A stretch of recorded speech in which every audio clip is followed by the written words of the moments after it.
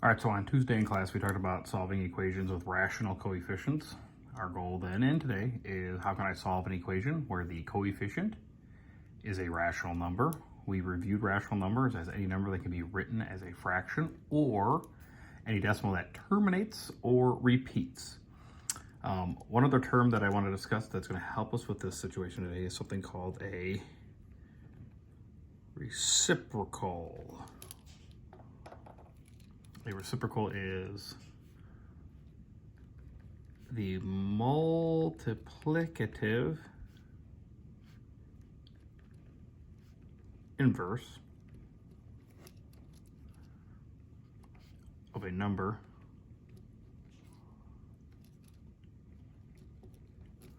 where the product is 1.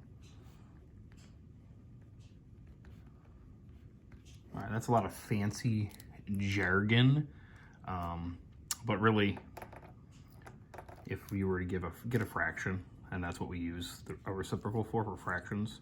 If I give you like 4/6, the reciprocal of 4/6 is 6/4, because 4 times 6 is 24, and 6 times 4 is 24. 24/24 is 1. All right, so all we do is just flip it. If I have a negative in there, like -4/8, 8/-4. All right, you can leave the negative with the numerator if you want. That's fine, no big deal to me. That's kind of how I usually like to do it, but just don't lose it. One part that does get us kind of confused sometimes, if they just gives a whole number, like 6, its reciprocal would be 1/6. All right, so what's gonna happen is we're gonna see equations like we have looked at throughout the week, but I'm gonna have this fraction as my coefficient. So 2/3 x minus 5 equals 11. I can't change this to a decimal because it's a repeating decimal, so that's not gonna help me solve this any better. All right, so I'm just gonna go through my normal process. So I'm gonna add or subtract to get the variable closer to being alone.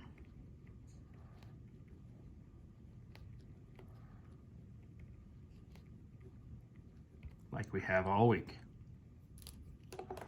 So, it says -5, we're gonna do the inverse of that. We're gonna add 5. And step B is gonna be something I'm just gonna start referring to as the golden rule of equations. What I do to one side, I do to the other. So left side, those cancel out. I'm gonna bring down my 2/3 x. On the right side, 11 plus 5 is 16. We're used to, at this point for step C, multiplying or dividing to get a variable alone. However, today, now if we see problems like this where we have a fraction as our coefficient, we have just a little bit of a side note. If the coefficient is a fraction,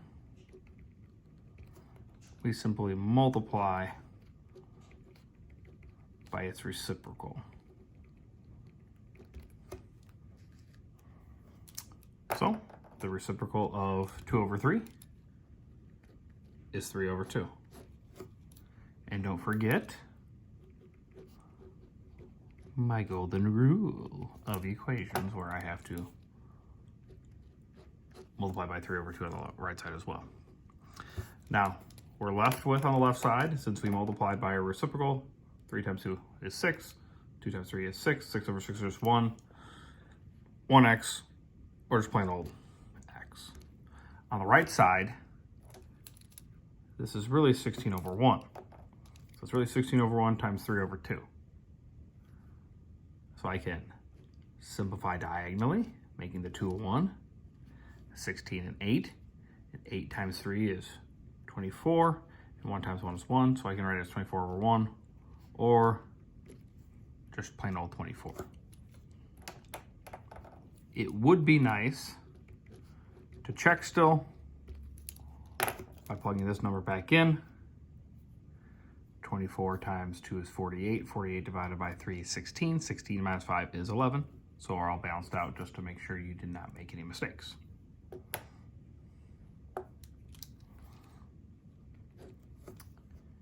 Example 2.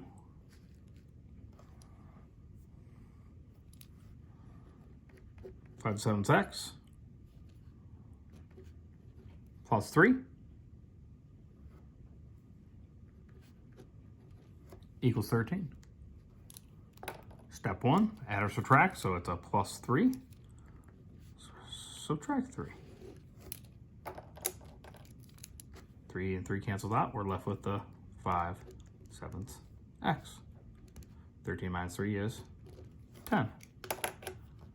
We will multiply or divide, but since we have a fraction as our coefficient, we will multiply by its reciprocal. The reciprocal of 5 sevenths is 7 fifths. Golden rule, what I do to one side, I do to the other. This is really 10 over 1. They all cancel out on the left side, so we're left with just x. I can cancel diagonally. 1, 2, 2 times 7 is 14, 1 times 1 is 1, or plain old 14. I plug it back in and check.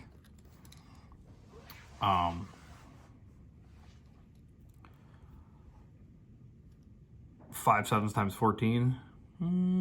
14 times 7 is, 14 times 5 is 70. 70 divided by 7 is 10. 10 plus 3 is 13. Yay! It may not work out nice and neat every time. You might get something